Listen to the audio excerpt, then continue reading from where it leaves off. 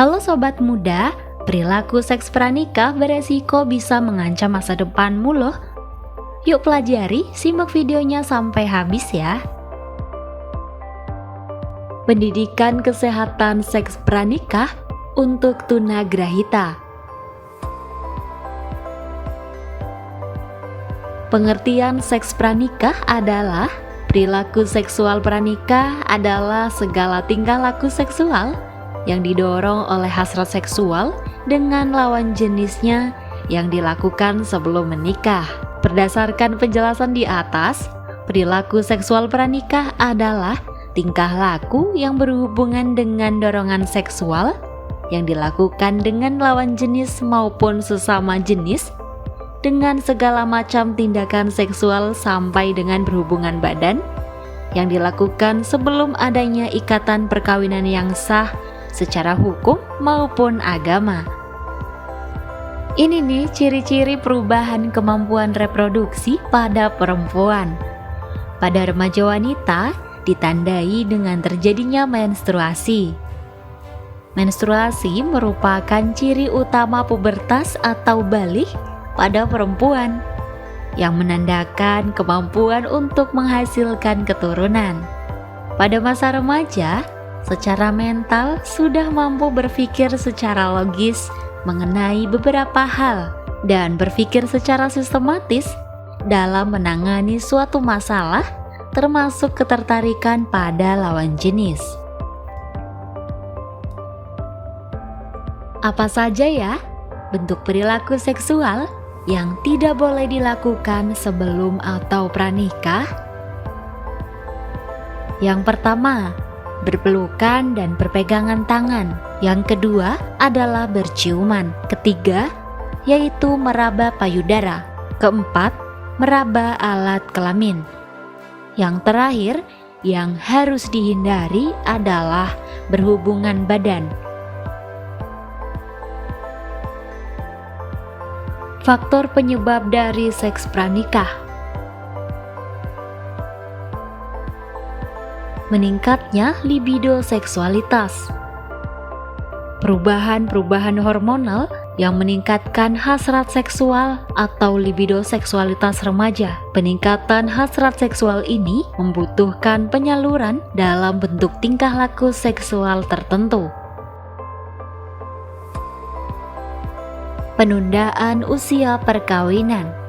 Penyaluran itu tidak dapat segera dilakukan karena adanya penundaan usia perkawinan, baik secara hukum karena adanya undang-undang tentang perkawinan yang menetapkan batas usia menikah sedikitnya 16 tahun untuk wanita dan 19 tahun untuk pria, maupun karena norma sosial yang makin lama makin menuntut persyaratan yang makin tinggi untuk perkawinan, pendidikan, pekerjaan, persiapan mental, dan lain-lain. Tabu dan larangan. Sementara usia kawin ditunda, norma-norma agama tetap berlaku di mana seseorang dilarang untuk melakukan hubungan seks sebelum menikah. Bahkan larangannya berkembang lebih jauh kepada tingkah laku yang lain seperti berciuman dan masturbasi. Untuk remaja yang tidak dapat menahan diri akan terdapat kecenderungan untuk melanggar saja larangan-larangan tersebut. Kurangnya informasi tentang seks.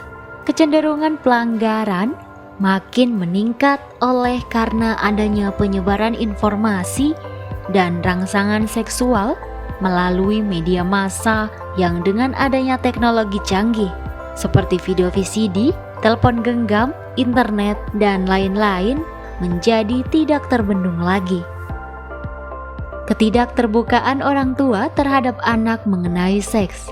Orang tua sendiri, baik karena ketidaktahuannya maupun karena sikapnya yang masih mentabukan pembicaraan mengenai seks dengan anak, tidak terbuka terhadap anak, malah cenderung membuat jarak dengan anak dalam masalah yang satu ini.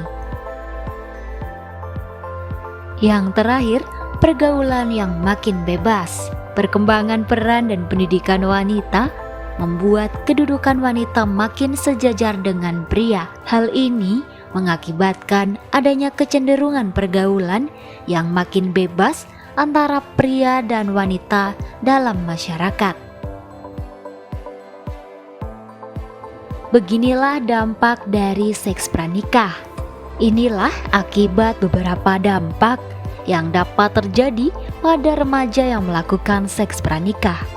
Di antaranya, dampak dari segi psikologis yang timbul seperti marah, takut, cemas, depresi, rendah diri, bersalah, dan berdosa, kehamilan yang tidak diinginkan, sehingga menimbulkan kematian ibu dan balita, aborsi atau menggugurkan kandungan, terkena penyakit menular seksual seperti HIV atau AIDS, gonore, chlamydia, herpes simplex, kutil kelamin, dan hepatitis B, hingga mempengaruhi masa depan suram sampai dapat terpengaruh pada perilaku penggunaan narkoba.